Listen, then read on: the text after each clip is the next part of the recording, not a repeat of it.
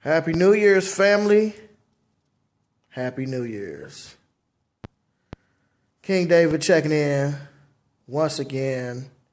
And as promised, I'm here to give you a recap of my 2015 year. I'm going to give you basically a highlight reel of what happened, and I'm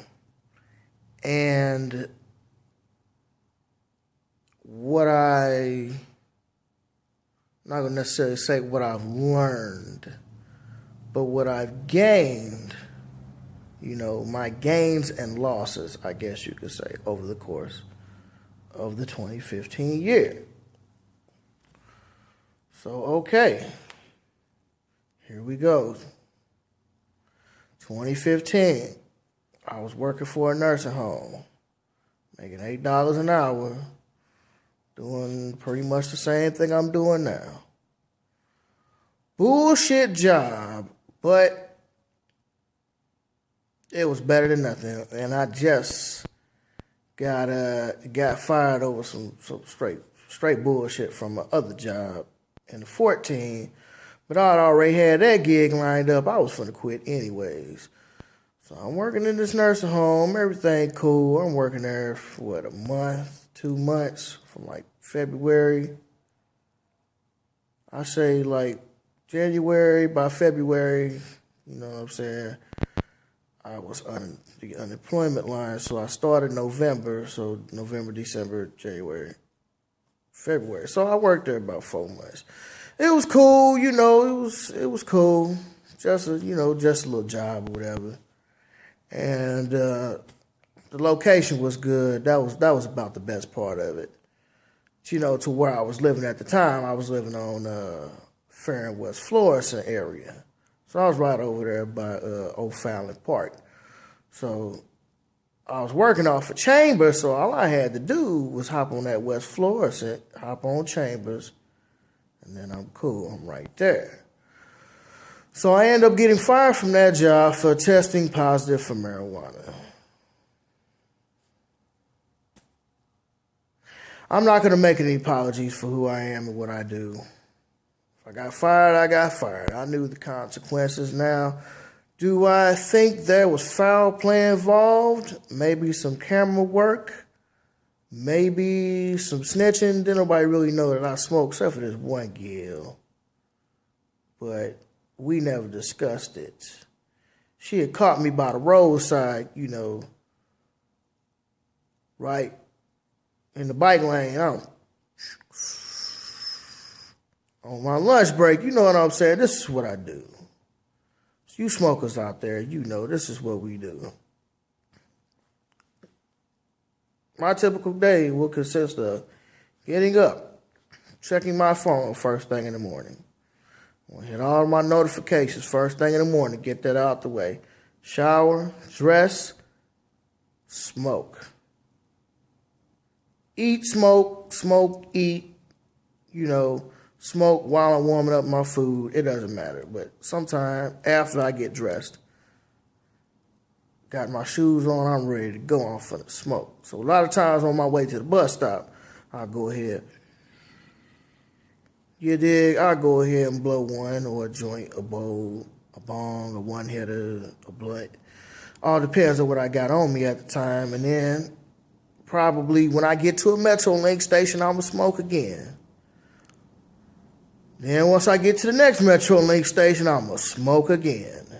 And then once I get off to the bus to my destination, depending on where I'm going, I'm going to smoke again. So let's just say I'm going to Walmart in Maplewood. So we'll start out on the north side. I'll catch the Kings Highway. I'll go to Central West End. So I'll Kings Highway, smoke. Central West End, smoke. Catch that mug down to, what's that, Brentwood? Yeah, the Brentwood Metrolink station. Smoke. So that's 3 times. Then from there, go to Walmart or something, do whatever. Might stop by Home Depot, Okay, might pick up some food, chilling, waiting on the train. I'm finna smoke again. And I do that process all day long. So work is no different. I blow before work. I blow right before I get into work. I blow during lunch. I blow after I get off of work. And I blow through the rest of the night. That's what I do. So I'm not going to be making any apologies for who I am. You know, that's one of the things I kind of came with in the 2015. You know, I wasn't even mad. I really wasn't. Yeah, I needed the job. You dig? But I wasn't mad. I was just like, fuck it. And I just got finished smoking the night before. Crazy, right? And they dropped me the next day. I was like, damn, I'm praying too. Lord, God know I'm dead wrong too. Lord, I know I smoked yesterday. This is true shit, family. This is true shit, I'm telling you. This is how it's going down. I'm sitting on the bench. I'm like, ah, man, no, I ain't gonna pass this, man. I don't like this job for real. And the hoes was ugly. It was only like 3 or 4 hoes at the job. Normally, nursing home girls, it'd be a whole lot of bad ones that was going around there. You know, you just got your pick of the litter. All of them thirsty. All of them thoughts. Some thoughts are better than others. All thoughts are not created equal, but damn near all of them thoughts. And it was all a bunch of ugly ones too. But I digress. Sitting on this bench, praying, I'm like, oh man, pass this, da-da-da. And then when the verdict came down,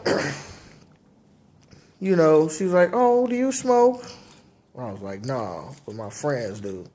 She was like, oh, well, your friends got you in trouble, got you fired.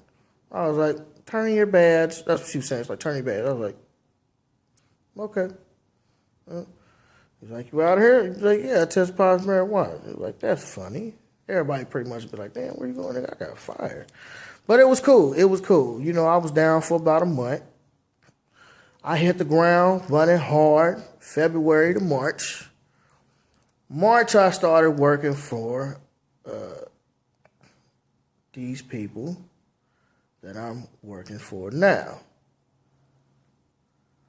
And, you know, it was between them and another company, another janitorial company that I had applied for and pretty much guaranteed a position. It's just the difference is the one that I'm with now, they're the ones that call first. When can you start? I can start today. Okay, cool. The other ones waited about 3 days. After that, I ain't even answering. Probably should have told them I had found another job. But anyway, I had been working for them on up till now. And as you know, a week or two ago, my hours got cut right before Christmas. And I'm already making $9 an hour. So at that point, I was like, look, I'm finna go somewhere else. This is not working. And that's what I'm in the process of doing right now. I had a couple phone interviews. Went very well. There's this charter thing that you're probably going to, you know what I'm saying? Do that. You know, I'm in the process of looking. I'm trying to get out the housekeeping business for real. I'm trying to move into something else because I'm very multi-talented. It's just when that's where the majority of your work history comes from. And don't get me wrong, floors is not a job that everybody can do, but it's just a thing. Like that's the going rates, and there ain't really nothing you can do about it. So, and then my hours got cut, and I'm like, man. Then I was talking to the supervisor, the one who told me the bad news, and this dude was scared shitless. Matter of fact, his partner, a little dude, right? The owner's son friend, which basically means he the owner's son. He one of the other dudes running around there being a supervisor. Now, when it comes to barking out orders, well, I don't say they necessarily bark out orders, but that's the way I look at it because y'all motherfuckers don't work. So if you don't work, I look at it as you barking orders. So you got these cats barking orders. But when it's come down time to give the nigga the bad news that his hours are getting cut, this same white boy is nowhere to be found. Nowhere. I didn't even notice till the other white dude said something. He was like, yeah, normally old boy is around here. Yeah, you can't be afraid to talk to your workers. Like, this was he telling me. Yeah, can't be afraid to talk to your workers. I'm like, okay. Yeah, man, I'm sorry. It's not for me. It's from Alan. It's not for me. Okay, nigga, what is it? Yeah, your hours have been cut. 6 hours, starting tomorrow, coming at 5. I'm like, yep. Well, okay. Yeah, you can call Alan. You can call Alan, see if you can get your hours back. I'm like, I'm not calling, dude. I'm not. Because it's a done deal. He knew what he was doing when he cut my hours. Hey, it is what it is. Get it how you live. But I'm finna go somewhere else. And dude gonna get nervous like I'm finna blow up the building. Really? Really, nigga? Really? We don't blow up buildings. No, we don't do that. You do that. Your people do that. Your people shoot up schools and blow up buildings and shit. My people don't do that. And I told that nigga flat out, I'm not finna blow this building up. He had a funny look on his face. He tried to laugh it off. He's like, you could tell he was uneasy because he didn't know what I was going to do. I was like, look, the time for talking is over. The time for talking is over. It's only doing. He wanted to keep pressing me about when I'm finna get up out of here because he want to know the day that he don't have to come in to work. Just in case shit jumps off. Because, God forbid, he don't want to lose his life. But I'm here to tell you. I'm not finna tell you nothing. So that was most recently, so was working out at the hospital. Was doing good there. Motherfuckers started hating on me. White people. Like, because I'm just good at my job. I am very good at my job, family. I do floors. I will show you the project that I'm working on right now. It's my church basement floor. It is a terrazzo floor. It's like 110 years old, like something like that. It's beautiful, but it's dirty. I'm in the process of stripping it and refinishing it right now. I'm good at my job, family. I can lay out a floor. I'll come wax your floor for a price. Clean your carpets. That's what I do. I'm good at it. And I'm not finna play dumb in front of you white boys so you can feel better about yourself because you don't know shit about the job, nigga. I do this. I'm a professional. And I'm not afraid to say it. But you niggas, as a matter of fact, one of the niggas who was hating on me killed himself. Hey, couldn't happen to a better man. And I mean that. Nigga snitched on me a couple times over some straight bullshit. Like prime example. I came in one day. I was like, what we gonna do is we gonna have Harry do this. We gonna have old boy do this. I was playing, acting like I was supervised, but I was playing. Everybody was laughing, except this nigga over here. He went to the office, snitched on me. And if it wasn't for my boy Harry, damn, I would probably been out of a job. Over some straight bull. But I did my job good, and I did it well. And then there was old boy, and we already know how that went. So then I'm out at the current location I was at now. I was only working 7 hours due to my transportation situation. But it was cool.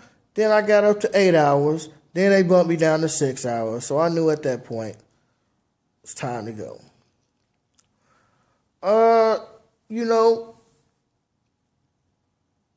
Had a relationship, and as hot as it burned in the beginning, it fizzled out just as fast. 2 months. We was like a week outside of 3 months. For real. And she fucked it up. I'm not gonna lie. She fucked it up. Talking about she need to figure out who she is and what she want to do. Bullshit. If you, matter of fact, she's 32 right now. You're 32. You're 32. And you don't know who you are and what you want to do. If you ain't figured it out by this point, you ain't never gonna figure it out. Okay? And I knew something was up because the past week, I had been trying to contact her before the breakup. She had been extra distant. I wanted to say, bitch, what's your problem? Get your shit together. Get out your motherfucking feelings and get up off your ass. But you can't always talk to females like that. Yes, sometimes they need them motivational speech. Get your ass up. Get your ass up. Do something. Get off your ass. Quit feeling sorry for yourself. Okay, and then other times you be like, oh, are you okay, baby? Trying to be sensitive because they got all type of emotional feelings and shit. So try to be sensitive. Come to find out she was over there fucking up. I think we should slow down. Nope. Ain't slowing down nothing. We done. I told her, I was like, hey, you know who you are and what you want to do. She was like, who am I? What do I want to do? I was like, this, and third. Couldn't say shit. Nothing. That's who you said you was. What you thought I wasn't listening. No, I hear good. And you were shocked about that. Didn't want to answer the phone, but I was like, that's all right. I sent it through a text message. I wish you stopped letting people influence you into making your decisions. Flat out. And then I text her, we done. Hey, I wish her the best of luck. Hey, wherever she goes. So, before then, I had a little financial situation I was trying to take care of. And then there was the whole, 7 hours. The money got kind of funny. So I really wasn't looking for a relationship, but God blessed me in a mighty way. And although it didn't work out, I still know God's blessings. You know what I'm saying? And it just is what it is. I'm not going to say God didn't bless me because he did. But that one was outside of my control. But it did teach me that we all kind of going through a struggle. And despite the fact that you're going through a struggle, you can't let life pass you by. That's it. Sometimes you just, man, look, fuck that electric bill. I'm going to put whatever, $50 on it, and shit, I'm going to go kick with my partner I ain't seen in 6 years. Sometimes you just got to do that. And, if you find a good woman or a good man, they'll help you get out of your situation. Me being an Aquarius, that's a whole nother zip-up bag. So that taught me that I met a whole lot of good people in 2015. Got a couple minutes here, so I'm going to try to shout them out real quick. My boy Harry, man. Shout out to my boy Harry. Expert lawn care, floor man. He a good-ass dude. Nigga always got my back. Good ass dude. Shouts out to Harry. I met that nigga in 2015. The homie Lomitha. Definitely met her in 2015. We be kicking it so tough. Shout out to you. Damn, who else I meet in 2015? Nigga Mike from the job. He cool. Kevin. White boy Kevin. Can't forget about that nigga. That's my dude. Fucks with him. Motherfucking Mitchell. Money making Mitch. I met that drunk son of a bitch last year, too. That's a good-ass dude. My nigga, we don't always see eye to eye. In fact, we have some good conversations about the shit we argue about, but it's cool. He a good-ass dude. Gotta shout out my old supervisor, Frank. I don't know where he at, what he doing. Last I heard, he could be locked up. White dude. Crazy ass white dude. But that nigga had the job running smooth. He ain't had no problems. That nigga dip out for 3 and 4 hours and come back. And nigga still building, still being tech, still be getting clean and everything. He be in and out. No problem. Nigga smoke about 500 packs of cigarettes a day. Last I heard, he could be locked up. If Frank locked up, free Frank. He's a good ass dude. Shit, I met a whole, I don't know necessarily say a whole lot of foul ass people, but I met a few of them. The white bitch, Terror. The motherfucking white bitch, Terror. So sad. So sad. That your husband don't do shit for you, but yet you still with him. But then you had a real nigga right here. You couldn't see that. You didn't want that. Or, I'm sorry, you wanted some shit for free. That's what you wanted. You wanted some attention for free. You wanted me to spend some money for free. Ain't that what we just got finished talking about in one of the last videos, family? You females want shit for free because you got a pussy. But let me tell you, it is not free. The bitch kept saying, I call her a bitch because she's a bitch. She kept saying, I'm going to bring some food up to the job. She been saying this for a couple weeks. Food never materialized. So what's that tell you, family? She ain't about shit. So cool. So I stopped fucking with her. I'm like, man, this bitch ain't on shit. You know what I mean? But I was trying to take her efforts and energies into old boy and put them into me. So I was basically trying to get old Gail to do a transference of money. Transaction decline. But hey, the nigga tried. I'm like, hey, if she could take the resources from this nigga, put them into me, break bread with me, oh yes, we'll be in there like swimwear. Didn't work out. Then she got mad because I stopped fucking with her.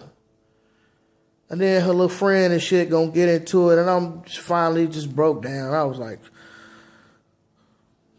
look, the only reason why I was talking to you in the first place was so I can get some pussy. Now that I'm no longer interested in fucking you, my reason for talking to you is gone. Nigga drops the mic. Just I'm talking about just boom. Drops the mic. Walks the fuck out the room. Cause I'm a boss. Oh, that shit felt so good. Those people like that shit felt so good, I ain't gonna lie to you. Because you be trying not to hurt people's feelings. If you told the unfiltered truth all the time, you would hurt people's feelings. Especially in this politically correct world. You can't tell people the truth. You can't call people out on their shit. You can't do anything without getting reprimanded. So you got to kind of filter, temper the truth. You dig? And it goes down a little bit smoother. Hey, you know what?